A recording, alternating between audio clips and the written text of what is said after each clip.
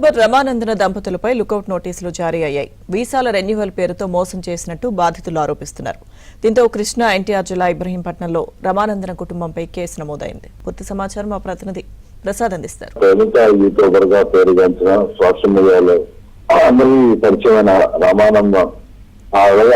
భర్తపై పోలీసులు ఇబ్రహీంపట్నం పోలీసులు కేసులు నమోదు. ముఖ్యంగా వీసాల రెన్యువల్ పేరుతో డబ్బు వసూలు చేశారంటూ పలువురు పోలీసులు ఫిర్యాదు చేశారు.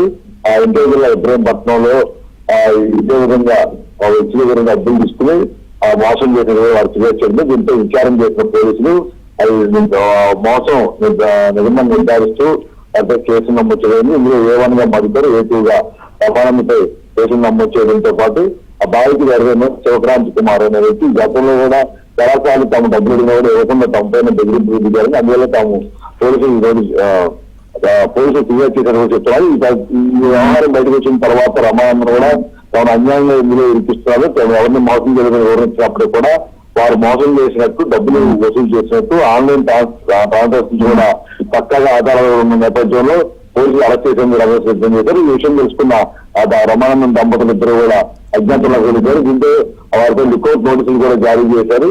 ప్రస్తుతం వారు విదేశాలకు వెళ్ళిపోవచ్చు అనే అనుమానంతో నోటీసులు జారీ చేసినట్టు కూడా చెప్తున్నారు.